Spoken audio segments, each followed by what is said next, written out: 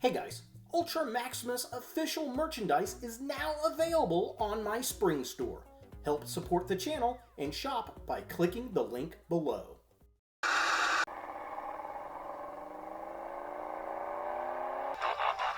Oh, hey look, it's Scatman Crothers.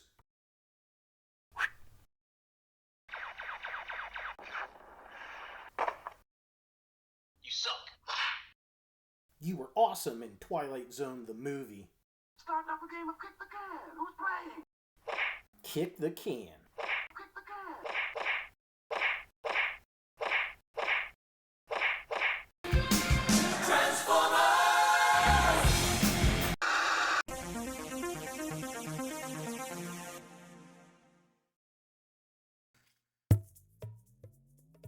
Hey guys, Ultra Maximus back with another toy review, and today we're going to take a look at a Target exclusive Transformers Buzzworthy Bumblebee, its Origin Jazz. And I was excited to see this since we got the Origin Bumblebee. Hopefully we get a Wheeljack in the future, but enough jibber jabber, let's go ahead and jump in there and take a look at the packaging. So here we have the figure in the packaging, and it's that open face box, which I hate. Says Transformers, there's a vehicle mode, it's got the Legacy Evolution logo at the top, which is kind of weird. Side of the package with some artwork, and then we get a picture of Jazz over here, so just kind of a close-up. The Legacy Evolution logo. There he is in the box, behind the honeycombs. There's his vehicle mode, Buzzworthy Bumblebee, plastic-free. They're actually changing that, which is going to be good. And then we get the artwork on the side for the Buzzworthy Bumblebee. And then we get some nice artwork of Jazz right there. Looking very cool. Back of the package shows him in his robot and his vehicle mode. And then the little accessories he comes with. So just kind of a close-up of that. There it is. Looking cool. And that's really about it for the box. Let's get this guy out of package and see what we think.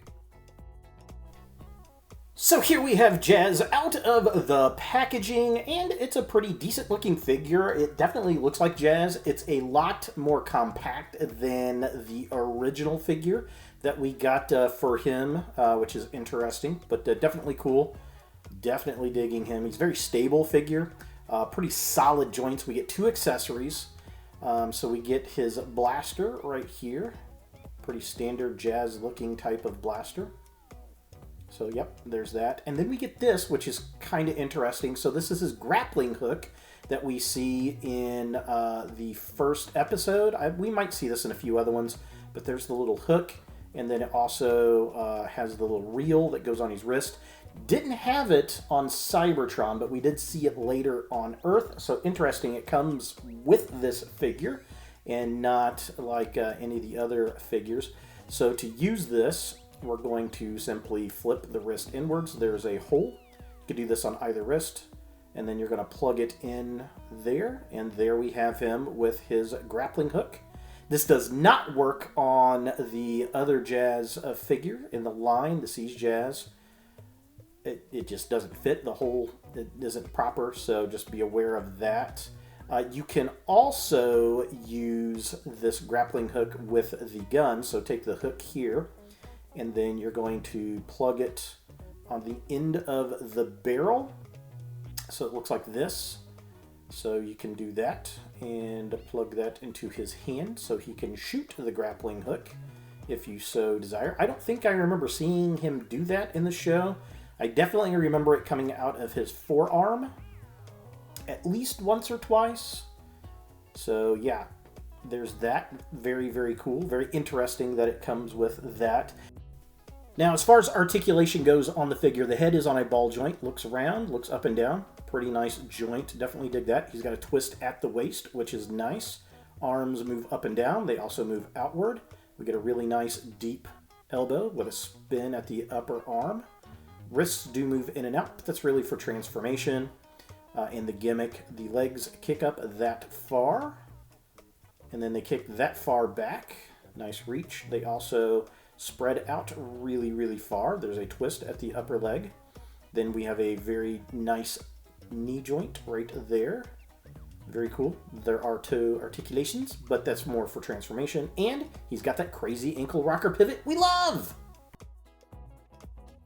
With this being his widest possible stance with both feet still flat on the floor. Taking a closer look at the figure itself, love the sculpt of this guy. He's got an obvious backpack, but that's okay. Love the front end, love his visor, the blues, the reds, the translucent blues, the whites, the blacks, all looks really, really well done. He's got that kind of earth mode, robot mode, but, you know, there's a little bit of the backpack. That's okay. It works. Taking a look at the midsection of the figure, again, sculpted well, looks like Jazz. I like the gray on the midsection there, the black, the white, all the sculpted detail looks good. The translucent blue windows, the headlights, all that looks super, super nice and just very Jazz looking to me. And finally, taking a look at the legs of the figure. These are kind of bulky, but they work. I like the gray plastic. We got the blue stripe around the back. The little spoilers are on the back of his feet. He's very, very stable and has some really, really nice solid joints, which is all I can ask for in a figure. For comparison, here we have the Origin Jazz next to the Legacy Wild Rider, and they're about the same size. They're both deluxe figures, but I will say that the Jazz figure is just built better. The joints are tighter, the transformation clicks are tighter. He just feels a lot more stable and's got a lot less back kibble. Even though he's got a backpack, it's very, very compact and nice and tight and robot-like. So of the two, Jazz definitely takes the race. Transformation on this figure's not too terribly bad, so the first thing that we want to do is lift the arm. We're going to put the hands inside, twist the forearm 90 degrees like that. Do the same on this side. So flip the hand in, twist the forearm 90 degrees like that, and then we're going to get those out the way. Spin the head around, although I don't know if that makes much of a difference really. You're going to take the chest piece, lift it up over the head, and then you're going to stick the grappling gun in the chest to store it in the vehicle mode. So just go ahead and put that there.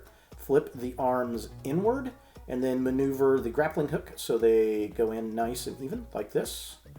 And then what we want to do is move the backpack, kind of flip this up like this. And then we will pull the roof down, and then you're going to click this into place on both sides like that. So it's going to look like this. Then what we want to do is flip the toes in like that, and then hold the foot, just kind of hold it like this, and then you can flip it open. It's going to be tight. Flip it open like that, and then we're going to flip this panel out.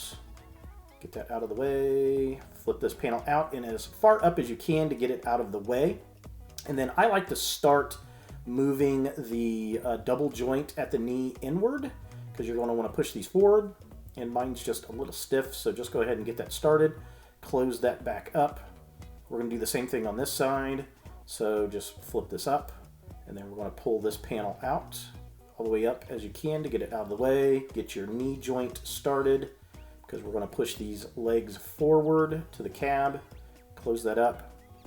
And then again, keep your knee joint or your panels out of the way. Push your knee joints as far forward as you can, like this. And at this point, it's a matter of clicking it and squeezing it all together to make sure it goes into place. So connect the back of the legs together and then work it forward to clamp it into place. This is going to be a goofy little mess to try to get together at first.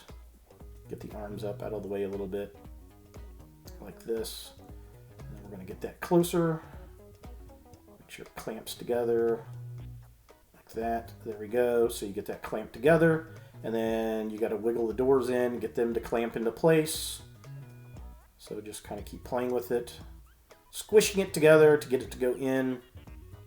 It will go in, as long as you clamp it in the right spot. Once it goes in, it's going to be locked in and tight. There we go, just like that. Looking good. And then there are little pegs down here, flat pegs that are going to go into holes at the white part of the arm, right behind the pin. So you're just going to pop those into place like this. And there, oh, door came undone. There we go. Make sure everything's together. And there we have Jazz in his Cybertron vehicle mode. So looking at the vehicle mode, this actually looks really cool. I love the look. I love how it's kind of hovering up a little bit. They did a good job with that. The colors are great. The blues and the white. The silver on the front end looks amazing. I love the windows, the big old giant Autobot logo. Yeah, this thing looks good. The arms are what gives it the little hovering bit, which is nice. I love the big blue stripe on the back and the spoiler. That looks really good. Get the vents on the back. Yeah, I mean, this turned out to be a great looking vehicle.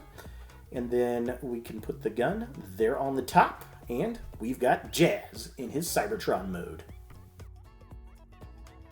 So is Origin Jazz a figure that you want in your Transformers collection? If you are a G1 fan, absolutely. This is from the very first episode and one of the few Transformers we get in their original Cybertronian mode. We've already got Bumblebee. I hope we get Wheeljack, Soundwave, Laserbeak, and the Seekers. This is a great figure. It's built really, really well. It snaps together well. It's got a great looking mode. The colors are nice. It feels good in the hand. It's an overall great figure. I wish all of the Transformers figures we're getting in the lines had this kind of quality. Definitely a great figure. Fun. Great accessories, and it just has all the member berries. So there he is! The Transformers Legacy Evolution Buzzworthy Bumblebee Target exclusive Origin Jazz. Hey guys, thanks for watching. To watch more Ultra Maximus, click on the links to the right. Be sure to click all the things, subscribe, like, and hit that notification bell for new videos. And follow me on all the social medias, Facebook, Instagram, and Twitter. Links in the description below.